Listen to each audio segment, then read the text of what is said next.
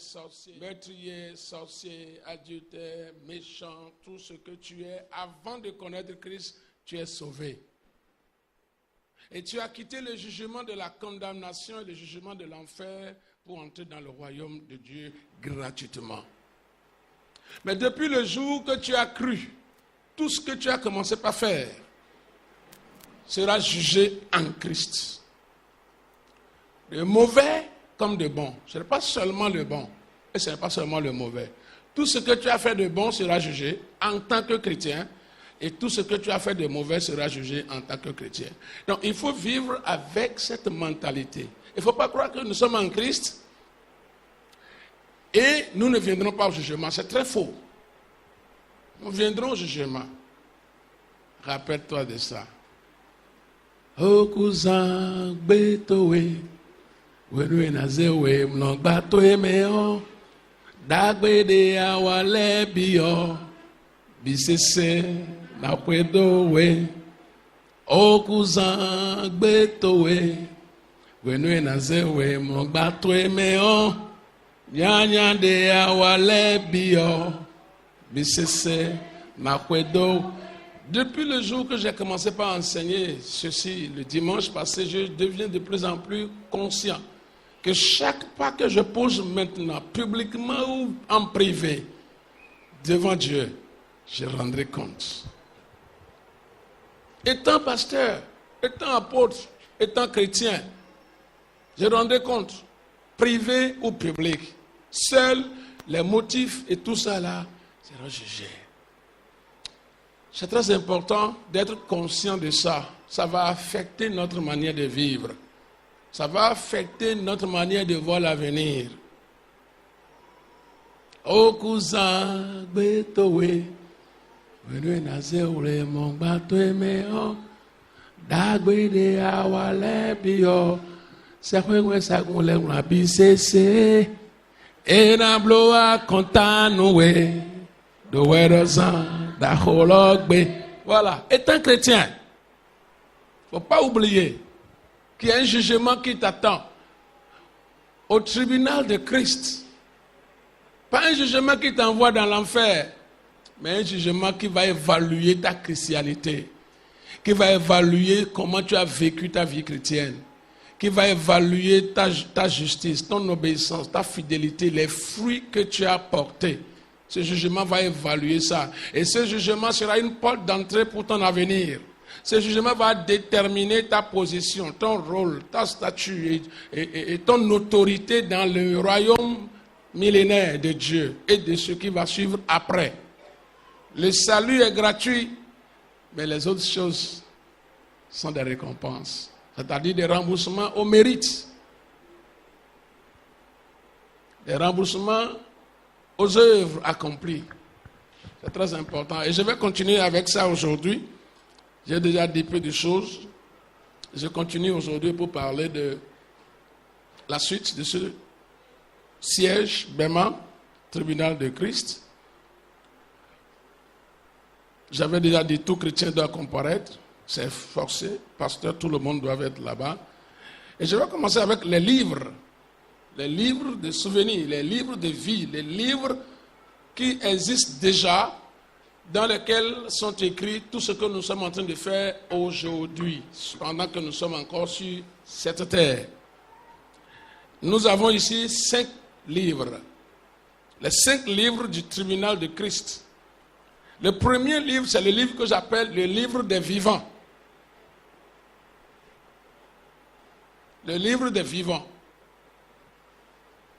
La documentation est très très importante et archiver les choses est aussi important. Tout ce que je fais, il faut garder en mémoire ça. Tout est écrit quelque part. Tout ça là constitue une copie du royaume de Dieu. Quand vous allez au ciel, tout ce qui se fait au ciel, et tout ce qui se fait plutôt sur la terre est écrit quelque part. Les vivants sont sur une liste, les morts sont sur une liste, les œuvres sont sur une liste, etc. Nous allons voir tout ça. Le premier livre ici, c'est le livre des vivants. Et nous lisons dans Psaume 69, verset 29 et verset 28. Ça dépend de la version que vous utilisez. Vous pouvez voir pour vous dans 28. Moi, je lis ici.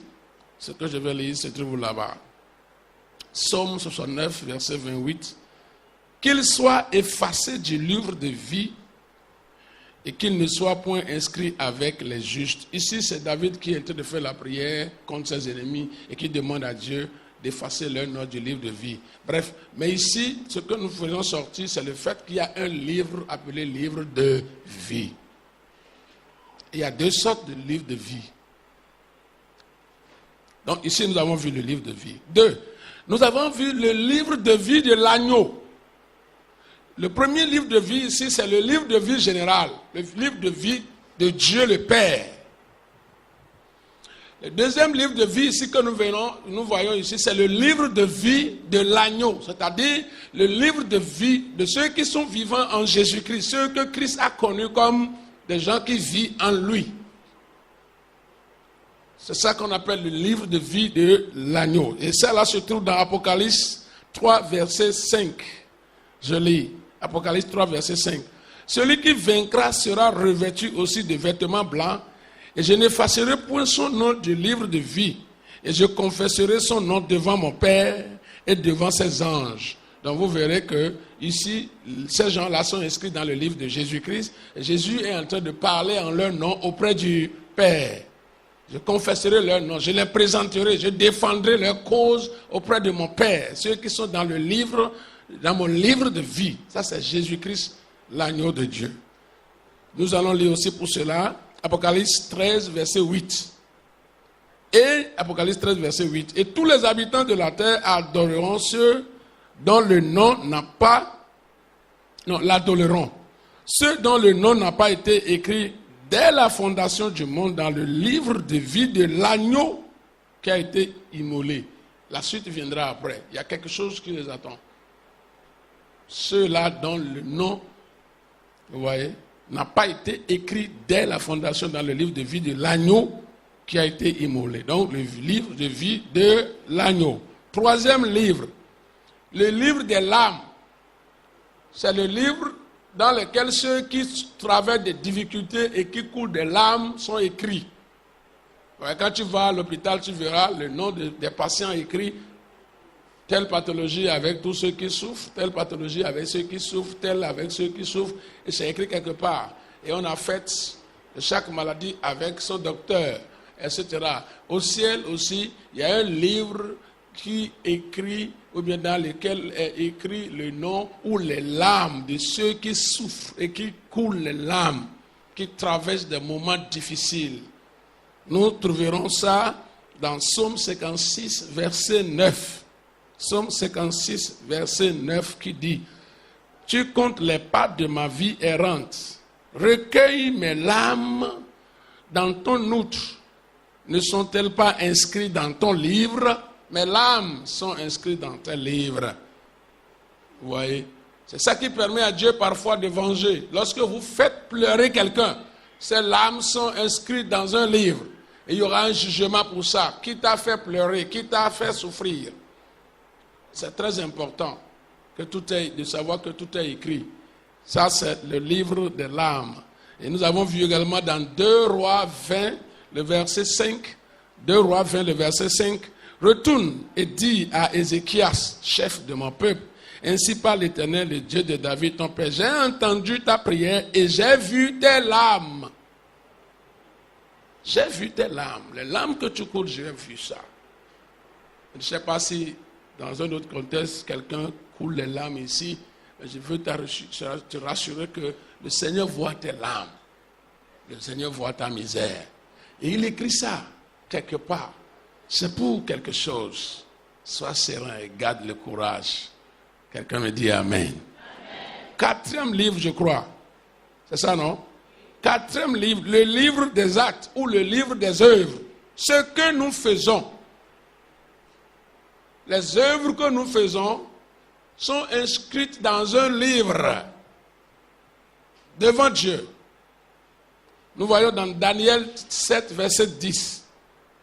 Daniel 7, verset 10, qui dit « Un fleuve de feu coulait et sortait de devant lui. 1000 milliers le servaient et 10 000 millions se tenaient en sa présence. les juges s'assit et les livres furent ouverts. Gloire à Dieu. Gloire à Dieu. Nous avons acheté 2 carrés, cette église, 2 parcelles ensemble à Godje, pour construire une annexe de l'église. Et le terrain est en litige actuellement au tribunal de Calavi. Nous tendons déjà vers la fin du procès.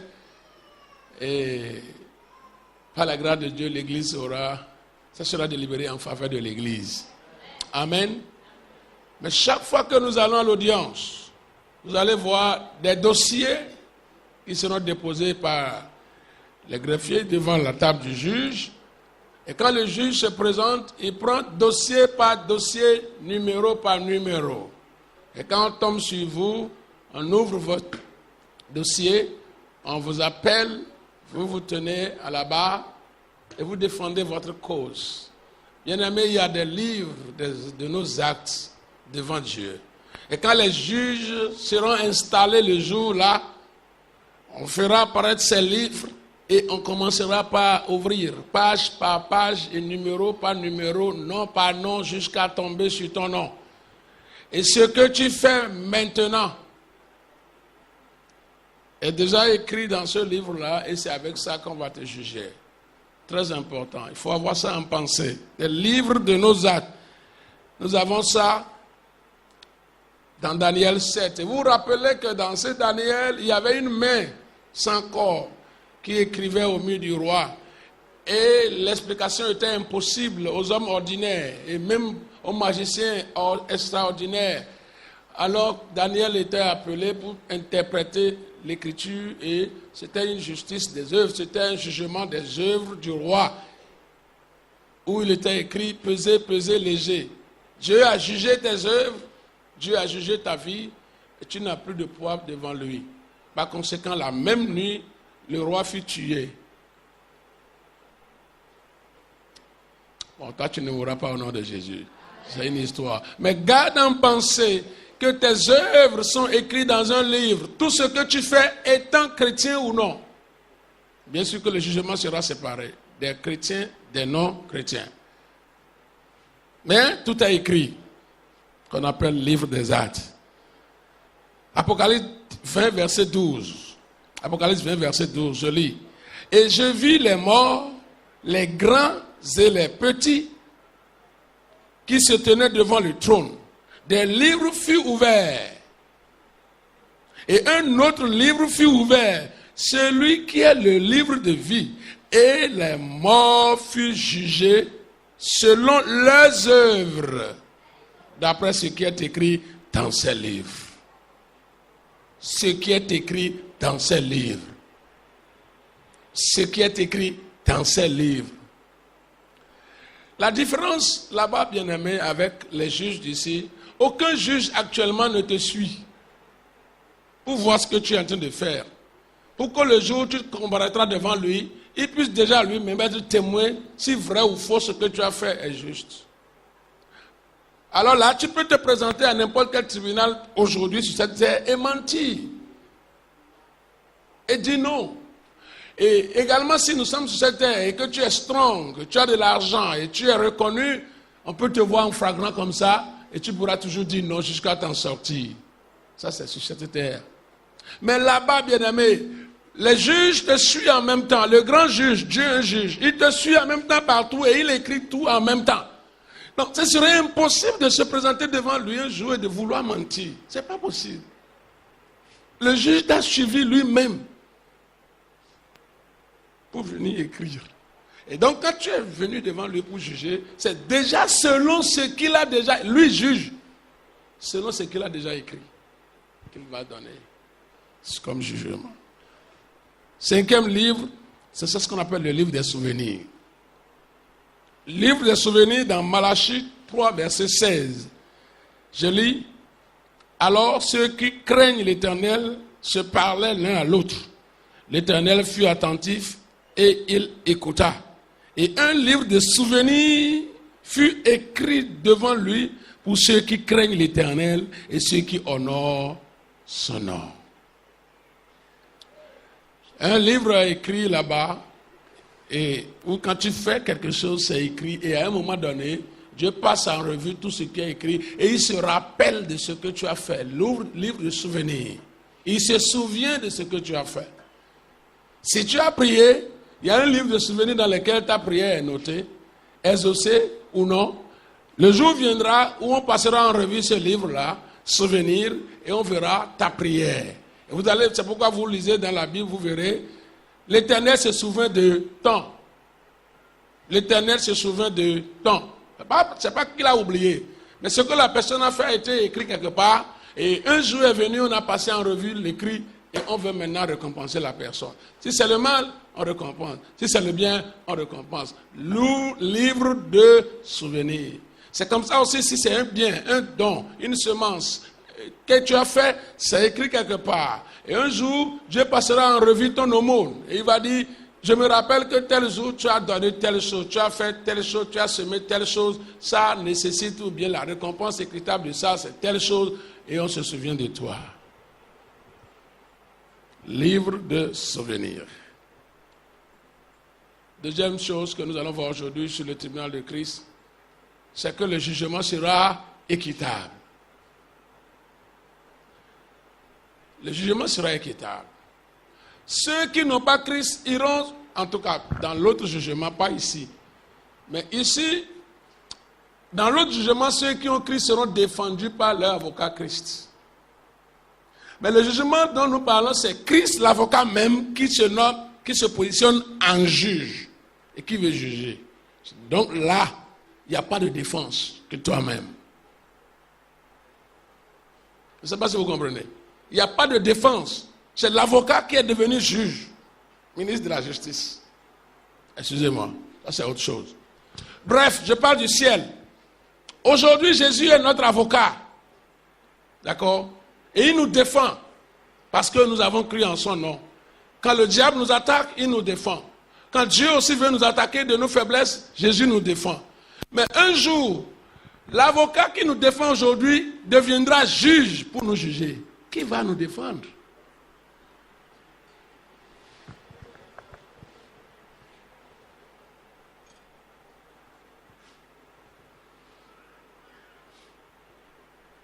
Et le jugement sera équitable. Toi-même, tu vas parler pour toi. Et quand tu parles, le juge est déjà là, il voit ce qui est écrit. Psaume 139, verset 16. Psaume 139, verset 16. Je lis. Quand je n'étais qu'une masse informe, tes yeux me voyaient. Et sur ton livre étaient tous inscrits les jours qui m'étaient destinés avant qu'aucun d'eux n'existât.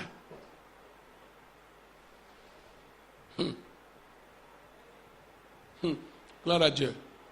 C'est ici le point crucial, bien-aimé. Avant que tu ne viennes sur cette terre,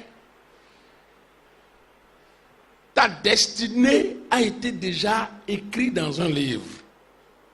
Avant que tu ne viennes sur cette terre. Et tout ce que tu es envoyé faire est écrit dans un cahier, comme je peux appeler cahier de charge. Va sur la terre, fais-moi telle chose, telle chose, telle chose, telle chose, telle chose, ma fille. Vas-y, tout est déjà écrit. Tout ce que tu dois faire est déjà écrit. Au retour, c'est avec ça qu'on va te juger. Voici ce que tu es envoyé faire. Ma question, et si quelqu'un passait à côté?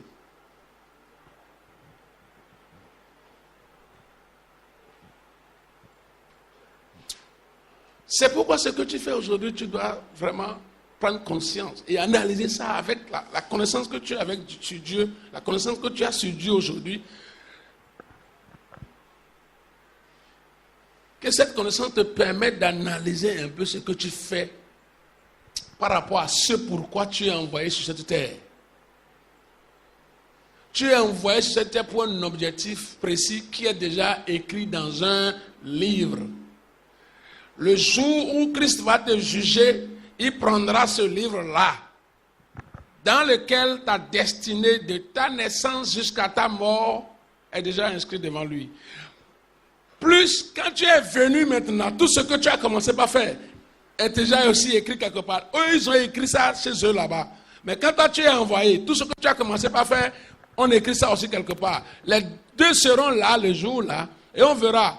Tu es envoyé, à l'âge de 10 ans, tu devais faire telle chose, on va voir si c'est ça que tu as fait. À l'âge de 20 ans, tu devais faire telle chose, c'est ça qui est écrit ici, on va voir si tu as déjà fait ça. À l'âge de 30 ans, tu devais faire telle chose, on verra, c'est écrit ici avant ton arrivée. Maintenant que tu es parti, on va voir si c'est ça que tu as fait. C'est pourquoi Jésus a dit, quand tu m'as envoyé, je suis venu faire la volonté, ce qui est écrit de moi dans le rouleau de l'Éternel. Donc, il ne s'agit pas de voir le monde comme ça et commencer par faire de n'importe quoi dedans, mon frère. Surtout quand nous sommes devenus des enfants de Dieu. Des gens bien enseignés qui devaient prendre conscience que nous sommes envoyés ici pour un but. Et ce but-là est déjà écrit et nous devons marcher selon ce pourquoi nous sommes envoyés. C'est très profond. Je ne sais pas si tu arrives à capter le sens de ce que je dis. Je dis ce que je dis est très profond et ça doit nous mettre en cause, ça doit nous faire réfléchir. Qu'est-ce que je suis en train de faire aujourd'hui? Est-ce que ce que je fais aujourd'hui est conforme à ce pourquoi on m'a envoyé? Sinon, mon frère, s'il y a des choses à ajuster, fais-le maintenant même. S'il y a des choses à ajuster, fais-le maintenant même. Car ce livre-là qui est déjà écrit avant notre arrivée sera ouvert et après notre arrivée, tout ce que nous avons fait, ce livre-là aussi sera ouvert et on va nous juger de façon équitable. Ceci c'est bien, ceci ce n'est pas bien.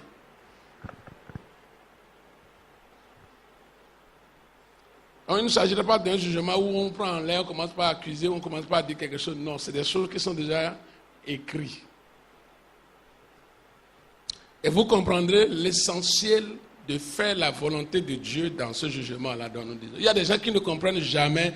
Quand on dit faire la volonté de Dieu, il y a des gens qui ne comprennent ça jamais. Pourquoi faire la volonté de Dieu, ne ma volonté? Pourquoi faire la volonté de Dieu? Pourquoi? Qu'est-ce que vous appelez d'abord la volonté de Dieu? Tu ne sais pas. C'est ce qui est écrit avant qu'on ne t'envoie sur cette terre. Et qui a un compte à rendre à la fin de ta mission. Comparativement à ce que tu as écrit et à ce que tu as fait. C'est ça ce qu'on appelle. C'est là l'enjeu de la volonté de Dieu dont nous parlons sur cette terre. Et vous verrez pourquoi Jésus a toujours dit, je suis venu pour faire la volonté de mon Père. C'est-à-dire quoi? Ce qui est déjà écrit de moi avant mon arrivée, c'est sur ça que je vais marcher. Je n'ai pas le temps pour être dévié par le Satan, la chair, l'ambition, les envies, les convoitises. Je ne me laisserai pas servir par ce genre de choses. Je suis envoyé par une mission. C'est écrit entre mon Père et moi et je marcherai dessus. Je ne dévierai pas. Et mon frère, il l'a fait. Bien que ce n'était pas facile. Mais il a en vue la fin. Je dis, bien que ce n'était pas facile pour Christ, il a en vue la fin et il n'a pas dévié.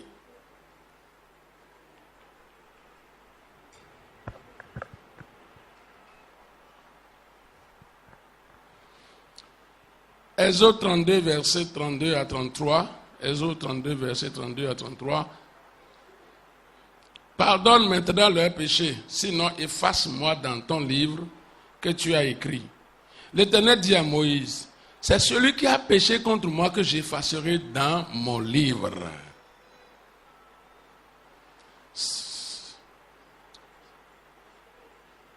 Oui. Dans mon livre. Dieu a un livre. Et nos noms sont dedans. Oh, ok. Ok.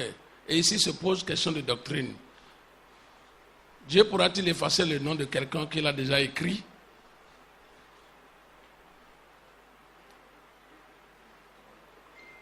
Le bic de Dieu n'a pas de gomme, quelqu'un dira. D'accord. Mais nous avons ici, j'effacerai de mon livre celui qui a péché contre moi. Écrit bien sûr dans l'Ancien Testament. Ça va évoluer dans le Nouveau Testament. Nous reviendrons sur cette doctrine-là. Qu'est-ce que ça veut dire quand Dieu va effacer le nom de quelqu'un dans son livre? On reviendra sur cette doctrine. Bien. Ce jugement équitable concernera nos doctrines. Ok.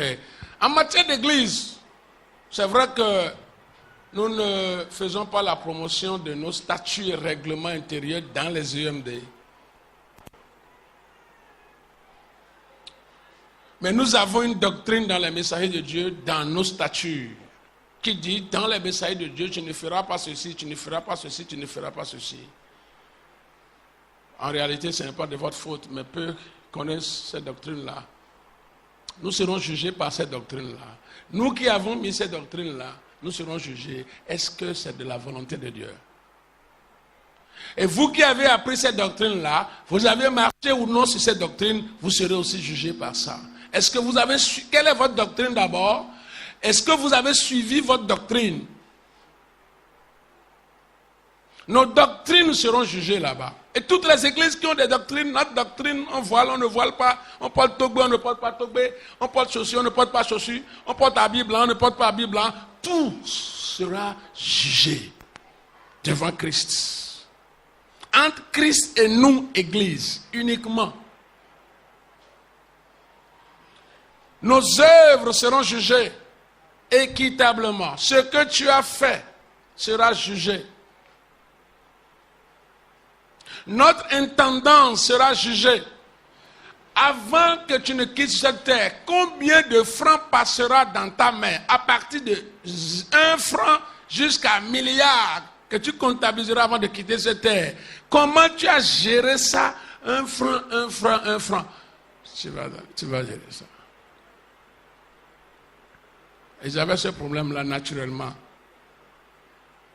À un moment donné, je me suis arrêté, j'ai dit, mais je vais calculer combien entre dans ma main.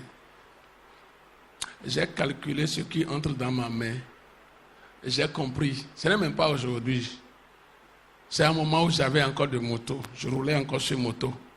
Mais j'ai compris que j'étais riche plus que je me voyais. J'étais riche plus que je n'avais dans ma pensée. Par rapport à ce qui entre dans ma main. Et pourtant, il n'y a rien qui reste. Et c'est parce que rien ne reste là que je me vois pauvre. Mais après que j'ai compris ce qui entre dans ma main, j'ai dit, mais je suis riche. Et ça a changé ma manière d'intendance, ma manière de gérer ce qui entre dans ma main. Si vous pourrez le faire, ça va vous aider. Si tu t'asseyes, que tu aies de boulot ou pas, que tu travailles ou pas, tu gagnes quelque chose ou pas, c'est un don qu'on te fait ou pas, tu t'asseyes pour faire un peu le point de ce qui entre dans ta main, tu verras que tu es plus riche que tu ne le penses. Bref, tu rendras compte de tout ce qui entre dans ta main devant Dieu. Tu as payé la dîme ou tu n'as pas payé la dîme. Papa dit, n'a pas dit, Closoir dit, n'a pas dit, c'est amusement. Mais tu iras rendre compte de tout ce qui est rentré dans ta main comme argent, matériel, panne, chaussures, combien de maisons tu as construit, combien de terrains tu as acheté, qu'est-ce que tu en as fait. Tout ça, tu vas rendre compte de ça. Ton intendance sera évaluée devant le Seigneur. Donc si tu dépenses tes sous vers les prostitutions, n'oublie pas. C'est une parenthèse, j'en reproche, excusez-moi cette phrase. Si tu dépenses ton argent vers l'alcoolisme, tu prends l'argent de Dieu, tu bois, tu te saoules et tu dors dessus. Tu as bu. Ok, tu vas rendre compte à ça. Et je crois que ton jugement ne sera pas bon si tu ne changes pas en faisant des choses comme ça. Ça, je peux te garantir maintenant même. C'est ça qu'on appelle gaspillage des ressources du royaume de Dieu. Dieu n'envoie aucun franc dans la main de quelqu'un d'aller payer une prostituée. Jamais. Il ne te le donnera pas. Parce que ça ne fait pas partie de son agenda. La prostitution fait partie de l'agenda du diable. Dieu ne te donnera pas de son argent d'aller promouvoir le royaume de Dieu. Le royaume de Satan. Non. Donc, ça te rend déjà sage sur ton intendance. Quand tu as de l'argent, pourquoi tu veux utiliser l'argent? C'est pour la promotion de celui à qui appartient l'or ou l'argent, ou c'est pour la promotion de son ennemi? Le royaume de Dieu et le royaume de Satan.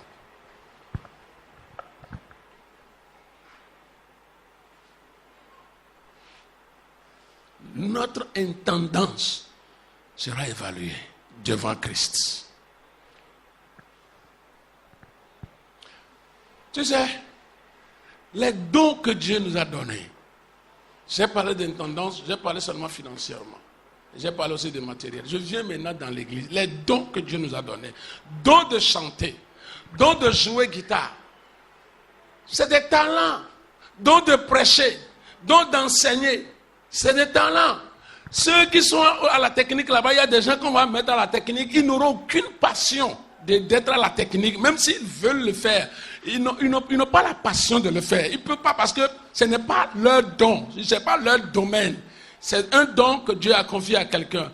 Guérison, miracle, don de faire miséricorde, don de soutenir son prochain en difficulté. Tous ces dons que Dieu nous a donnés pour servir dans sa maison seront évalués. L'usage sera évalué. Comment tu as utilisé? Et vous vous rappelez de la parabole des talents où Jésus a dit, il a été donné à quelqu'un 2 talents qui a multiplié ça. Une bonne gestion donne la multiplication. Il a été donné 5 à quelqu'un qui a multiplié ça à 10. Et 1 seulement a été donné à quelqu'un qui l'a gardé par des arguments. Quand je rentre sur les arguments, beaucoup d'arguments qui empêchent les gens de mettre au service de Dieu le don que Dieu les a donné. Beaucoup d'arguments. On ne me reconnaît pas, on ne m'applaudit pas, on ne me paie pas. Je le fais, mais ils me haïssent. Je le fais, mais ils honorent d'autres personnes que moi. Je viens, je ne vois personne. Toutes sortes d'arguments qui nous ont empêchés de faire, de fructifier nos dons que Dieu nous a donnés.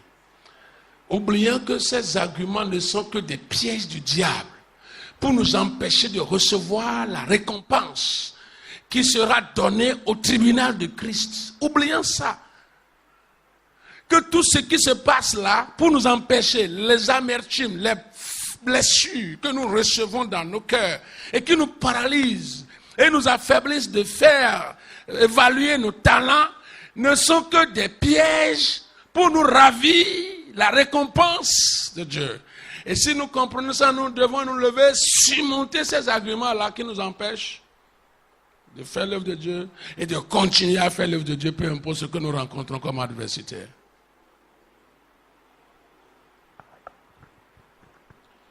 Et puis il y a encore ceux qui viennent croiser les bras dans la maison de Dieu. 365 jours durant, tu n'as rien fait pour Dieu. Et tu n'as rien fait pour Dieu. Et tu as des talents en toi. Il n'y a personne sans talent. Les 3 ont reçu leur talent. Même si ce n'est pas les mêmes quantités. Mais les 3 en ont reçu.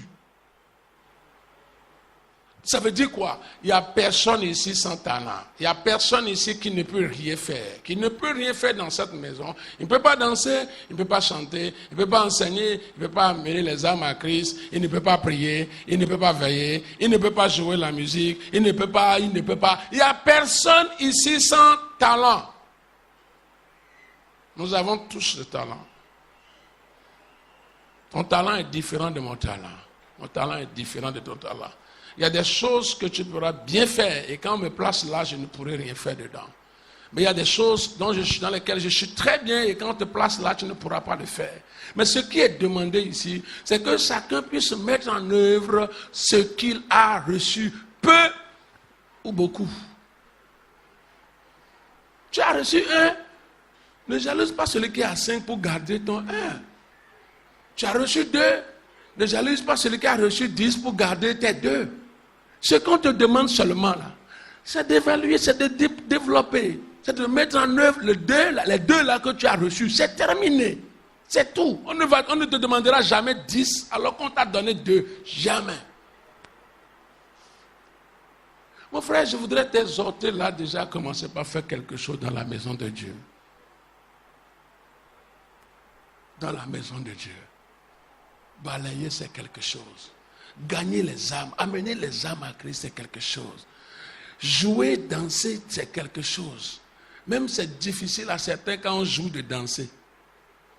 Quand d'autres jouent, chanter, c'est difficile pour certaines personnes. Bien sûr, mon frère, est-ce que tu ne vas pas dépasser cette timidité qui t'enferme et qui t'emprisonne en toi-même? et te relâcher, développer ses talents. Vous comprenez que la danse est déjà quelque chose avec lequel le monde gagne. Les gens font de la danse un métier, une profession, ils dansent, ils voyagent même pour aller en France à cause de danse. Je connais des gens comme ça. Et Dieu peut te donner la danse, c'est rien. Tu peux danser dans sa maison. Dans le palais, la danse est toujours récompensée. Même dans nos palais, que nous disons là. Vous verrez certaines personnes qui sont là uniquement pour danser et louer d'art. Ils sont récompensés, ils sont nourris dans le palais de Da à cause de ça. Oh ha ha! Oh ha ha! Ba ba ho ho! Et puis, ça y est, comment? C'est ça ce qu'ils font. C'est ça leur responsabilité dans le palais. Devant Dieu aussi, la danse est importante, la louange est importante. Et le mot Lucifer, c'est quelqu'un à qui on a enseigné le commerce, les affaires de la louange. Et on a attaché les colliers, tous les djedjs que les sapatas se portent. Et quand ils bougent seulement, tu entends cling, cling, cling, cling. C'est comme ça qu'on a mis tout au pied de Satan.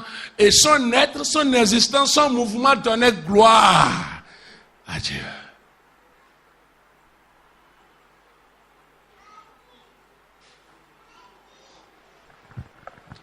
Gloire à Dieu.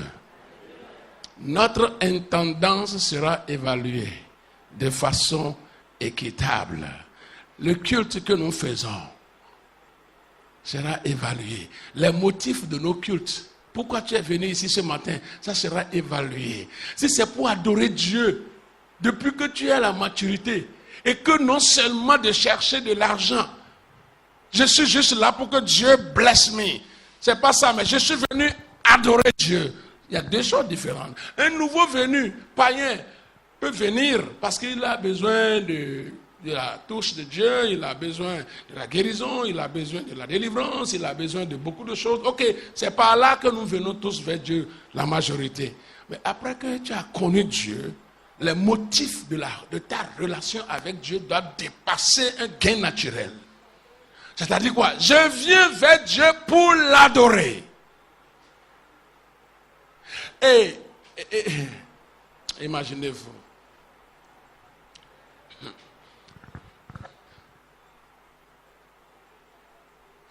Et ceux qui se font castrer pour servir à la table du roi.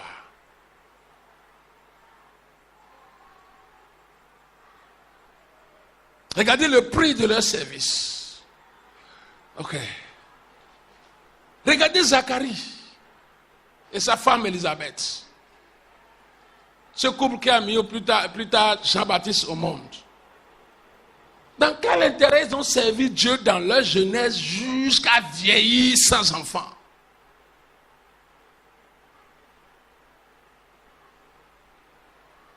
Jusqu'à vieillir sans enfants. Tes motifs, les motifs pour lesquels tu adores Dieu, après certaines maturités, seront évalués. Si c'est ton intérêt personnel qui te pousse à venir adorer Dieu, ça sera évalué. Si c'est Dieu que tu as aimé, parce qu'il est écrit, tu aimeras Dieu de tout ton cœur, de toute ta pensée, de toute ton âme. Si c'est vraiment ça qui te motive à adorer Dieu, et que peu importe ce qui se passe, tu es là pour l'adorer, tu seras évalué et tu seras récompensé pour ça. Et si tu es ici et tu comprends Dieu, tu aimes Dieu, je voudrais t'exhorter à franchir cette limite-là qui est d'adorer Dieu par motif personnel. Dépasse ça. Dépasse ça. Quand on dépasse ça même, son adoration est équilibrée.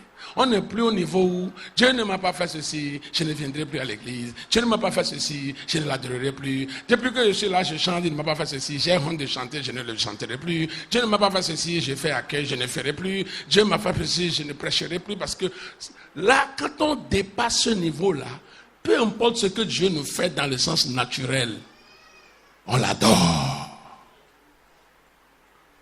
Job a dépassé ça. Il dit, tu me frappes. Et je ne comprends pas pourquoi. Mais j'attendrai pour te voir le dernier jour. L'adoration de Job, là, a dépassé ce qu'on peut gagner dans le naturel.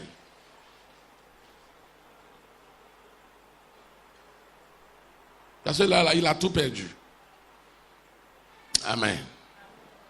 Nos responsabilités. On s'amuse, bien-aimés. Et je voudrais nous exhorter à ne pas s'amuser. Dirigeants de cellules, on s'amuse. Superviseurs de cellules, on s'amuse. Diacres d'église, on s'amuse. Anciens d'église, on s'amuse. Nos responsabilités seront évaluées devant le roi.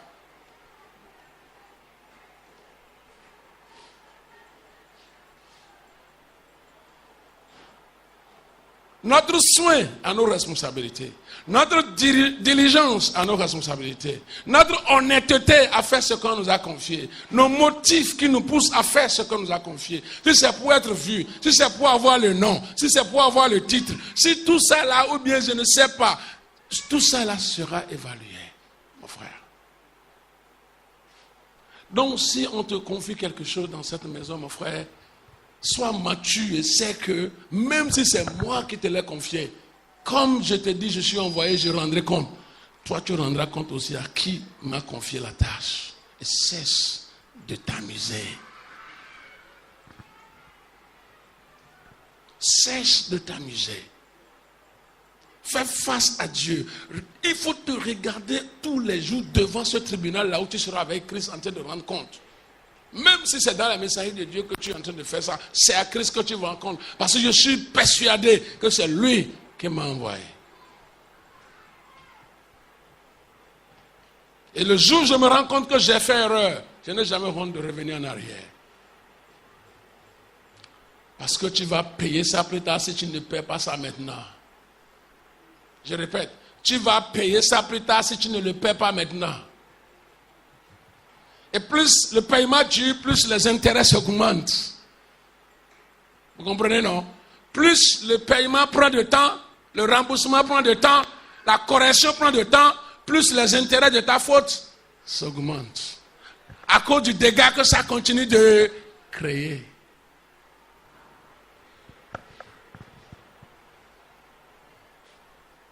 Et autre chose qui sera aussi évaluée, ta vie de sainteté. Ta vie de sainteté. Aujourd'hui, on est confondu de prêcher la sainteté, bien-aimé. Ça se passe, ça c'est entre nous les pasteurs. Vous savez pourquoi on est confondu de prêcher la sainteté? On a tellement lié la sainteté à la bénédiction matérielle. C'est-à-dire quoi? Quand on prêche la sainteté à quelqu'un, on la lui prêche pour que Dieu la bénisse. D'accord?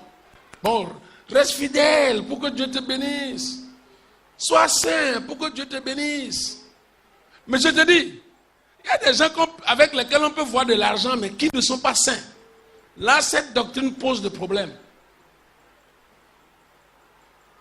La doctrine d'être saint pour que Dieu bénisse avec l'argent pose des problèmes. Si c'est uniquement être saint pour que Dieu bénisse, il y a des gens qui sont saints, très saints, et qui vivent des difficultés financières. Mais il y a des gens qui vivent dans le désordre et dans l'impureté et qui ont de l'argent. Donc ne te confonds plus avec ça. Au ciel, la sainteté sera évaluée au tribunal de Christ.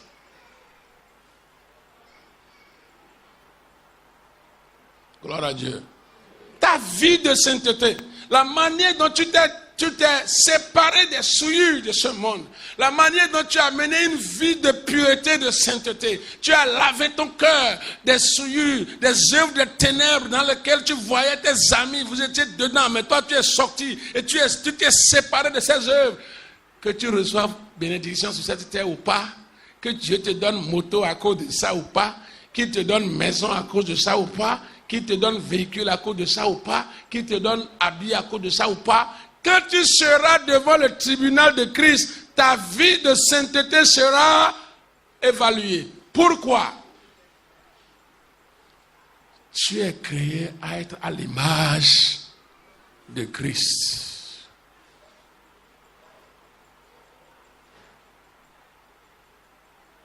Si nous disons souvent que nous ne serons pas au ciel, on va dire bon, combien de véhicules tu as amené? Quand tu dis 7, oh, tu as véhicule de perfection, d'accord. tu es qualifié.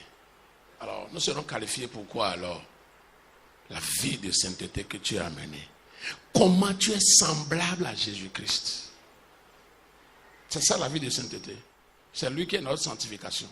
Comment tu es semblable à Christ. Comment ta vie ressemble à Christ. Tu seras évalué devant ce trône. Et le reste déterminera ta vie. Donc si tu mènes une vie de sainteté, mon frère, ne vois pas les méchants évoluer pour tomber. Je voudrais répéter à quelqu'un ici et dis ça à celui qui est à côté de toi, s'il te plaît. Si tu vois les méchants évoluer, ne tombe pas à cause de ça.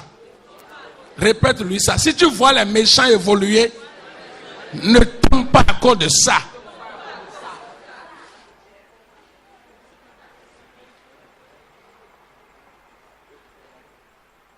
Il y a des moments où on est découragé. Pourquoi je sanctifie ma vie? Je ne vais plus avec les femmes. Je ne vais plus, je ne bois plus. Et pourtant, ma vie est comme ça. Et pourtant, les choses ne changent pas. Et ceux-là de qui je suis sorti, ils évoluent. Et moi, Seigneur, que ça soit sur cette terre, que ça soit là-bas, ta vie de sainteté sera récompensée. Et surtout là-bas. Même si le ciel, la terre rate, la justice dans l'évaluation de ta sainteté, le ciel ne ratera pas ça. C'est le seul lieu où je te promets que ta vie de sainteté va te procurer assez de récompenses. Je dis c'est le seul lieu où je te promets que ta vie de sainteté va te procurer beaucoup de récompenses. La vie que tu mènes d'abord va te procurer de récompenses. Les résolutions de ne pas te souiller avec ce monde vont te procurer de récompenses. Donc que ceux qui sont saints continuent dans la sainteté. Dis-moi amen pour ça là. Je dis que ceux qui sont saints continuent dans la sainteté. Et que ceux qui sont souillés, je les exhorte de ne pas continuer. Mais s'ils veulent là.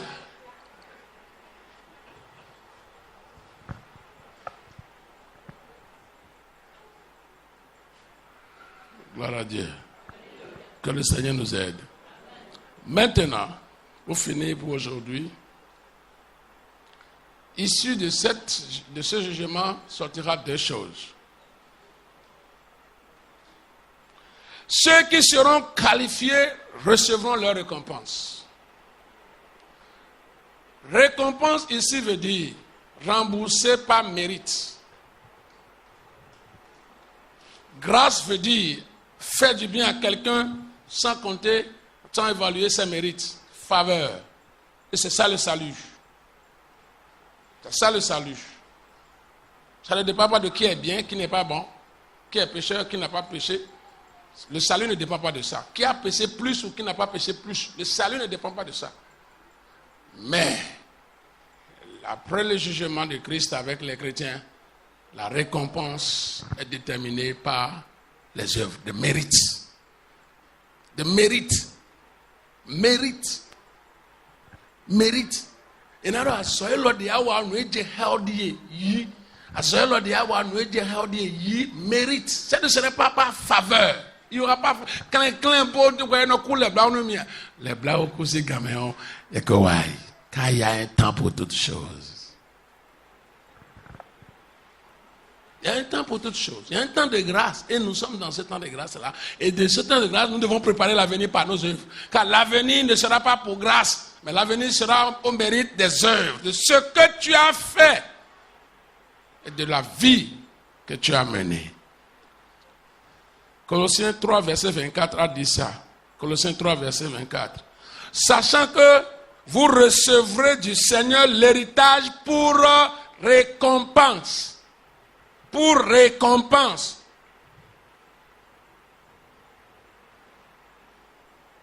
Récompense, c'est un salaire.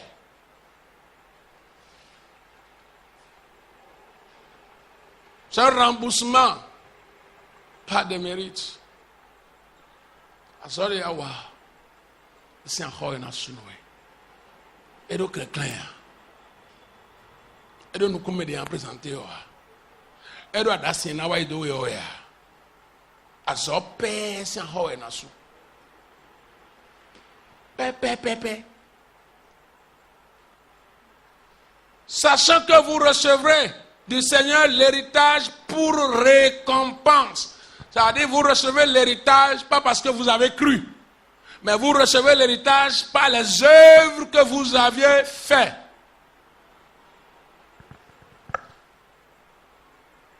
Donc, toi qui as cru et tu dormais, mon frère, réveille-toi. Il y a beaucoup de choses qui t'attendent. Le salut t'a été offert pour que tu prépares l'avenir. Pour que tu prépares... J'ai oublié même la semaine passée. Et j'ai dit, il y a une femme qui connaît la valeur de la place.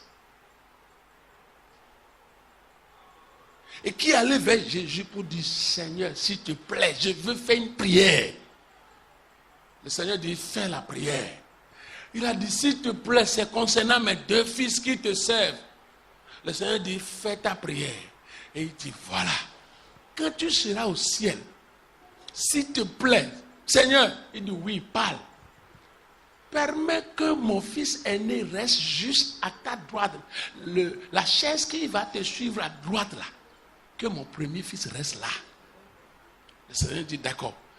Et permets que mon second là reste à ta gauche, juste après toi. Le Seigneur dit, femme, non, Dieu, elle l'entend à mon hier. Et si tu es ici, tu ne te préoccupes pas de ton siège au ciel, je dis, tu es en train de perdre ton temps. Je dis bien, si tu es ici, tu ne te préoccupes pas de ton siège au ciel, tu perds ton temps sur la terre. Cette dame-là s'est préoccupée du siège de ses enfants dans le royaume de Dieu. Écoutez le mérite dont nous parlons. Le mérite dont nous parlons. Qu'est-ce que Jésus lui a dit comme réponse? M'asseoir là où... Fais asseoir tes fils là où je vais m'asseoir.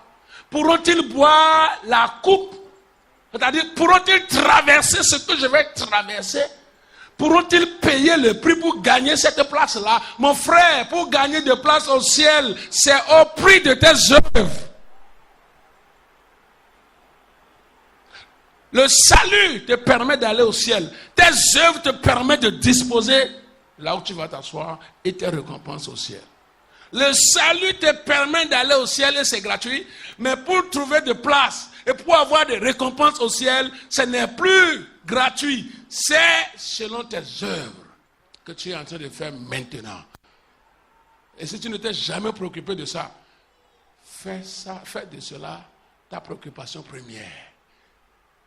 Quel rang occuperais-tu au ciel?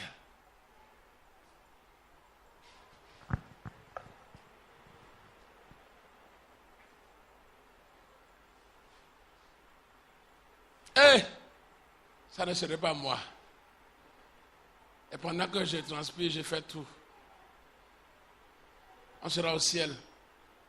Et après le trône de Christ, me voici au 5e rang et toi tu es premier. Et je suis derrière. Regardez l'œil avec lequel je vais te voir et tu vas me voir. Papa, qu'est-ce que tu fais là? Tu crois que je vais répondre quoi? Ça ne serait pas moi. Et c'est pour ça que je lutte. Je ne lutte pas à cause de toi. Et j'ai commencé par lutter même avant de commencer messager de Dieu. Je lutte pour mon avenir au ciel. Ma lutte n'est pas seulement pour que le messager de Dieu tienne. Je lutte pour moi-même, pour avoir une place au ciel. Je lutte pour moi-même. Je mène des vies, je me discipline. Je m'empêche de faire certaines choses. Parce que j'ai en vue quelque chose, et quelque part. Et je suis conscient de ça. Et on n'a pas besoin de me surveiller. J'ai ça il y a longtemps avant même d'être appelé comme pasteur. 2, pour finir aujourd'hui, issu de ça, ceux qui ne seront pas qualifiés perdront, subiront la perte. Ah, quand on dit la perte, imaginez quelqu'un qui allait prendre 10 millions, 20 millions au Padmé ou je ne sais, dans un centre de crédit, dans une banque. Il a commencé une affaire et l'affaire a noyé. Ah, quand on parle de perte, je voudrais t'amener dans le sentiment de perte. Ceux qui ont subi des choses comme ça savent qu'ils ont failli faire AVC à cause de soucis, parce qu'ils ont des dettes de banque dans leur tête. C'est ce qu'on appelle perte. Quelque chose qui ne t'appartient pas, mais que tu n'as plus malheureusement faute de gestion. La vie qui ne t'appartient pas, que Christ t'a donnée, et pour cause de malgestion, tu as perdu cette vie et tu as perdu les intérêts que cela pouvait te donner. Perte. Et la Bible dit qu'il y aura des grincements de... Oh. Donne-moi la côte,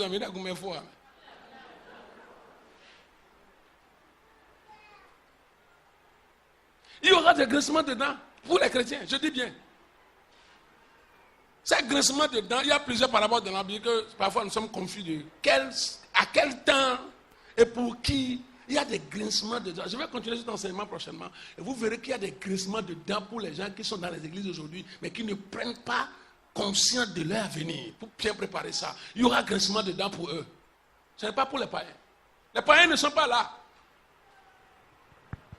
Quand vous prenez pas les 10 vierges, c'est tous des chrétiens, des gens qui allaient rencontrer leur époux. Le païen va rencontrer qui? Ce n'est pas le païen. C'est un chrétien inconscient, insensé. Mais qui dit, Jésus n'a pas guéri, Jésus n'a pas guéri, Jésus a émoïa, il a blâmé, c'est non. Subiront la pète. Je vais m'arrêter là, on va continuer prochainement. Ceux qui ne seront pas qualifiés à ce tribunal subiront la pète. Quelle est cette pète-là? Nous allons parler de ça. Et quel est l'héritage? En tout cas, ils recevront l'héritage.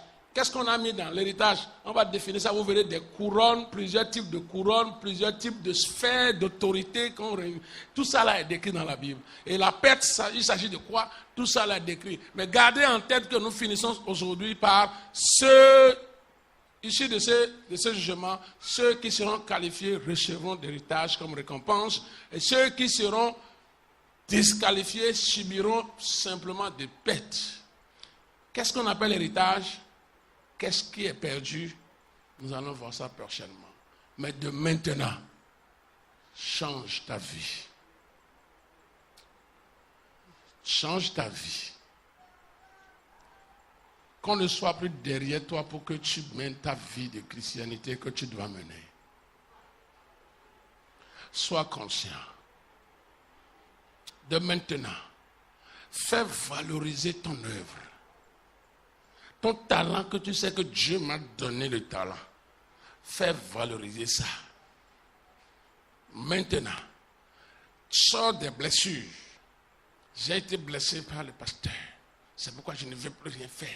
J'ai été blessé par maman pasteur. C'est pourquoi je ne veux plus rien faire. J'ai été blessé par le groupe le président de mon groupe. C'est pourquoi j'ai laissé le groupe musical. J'ai été blessé par le président des accueils. C'est pourquoi j'ai laissé les accueils. J'ai été blessé par les intercesseurs. C'est pourquoi je ne prie plus. C'est pourquoi j'ai été tout ça là. Certains parmi vous, vous avez visité des frères, vous avez fait des dons. Et après tout, on ne vous a pas reconnu, on ne vous a pas apprécié. Et vous avez fini, vous avez stoppé de faire ces dons-là, de visiter ces gens-là. Reprenez ça rapidement. C'est le diable qui est en train de vous voler. Surmontez ces blessures et reprenez ça. Vous savez, le don de certaines personnes, c'est la miséricorde. Quand quelqu'un tombe dans un problème comme ça, là, toi, même si tu connais la personne ou tu ne connais pas la personne, toi, tu sens l'appel de soutenir la personne, de le visiter, que le pasteur t'envoie ou non, que l'église te commissionne ou non, tu veux être à côté de la personne jusqu'à elle a accouché. Tu veux être là à l'enterrement, même si on ne te met pas dans la délégation, tu veux être là. Je te dis, vas-y. Certains ont fait tout ça là, après ils ne sont pas reconnus et ils sont découragés. Mais je vais te dire, tout ça là, c'est un don. Cette miséricorde que tu as là, c'est un don. D'aider les autres. Continue, lève-toi dedans. Ça sera payé. Lève-toi dedans, ça sera payé. Surmonte tous ces blocages. Surmonte ça, tu seras payé. Okuzan gbetowe wenwe nazewe mlogbato emeo dagbede awalebio bisese na wedowe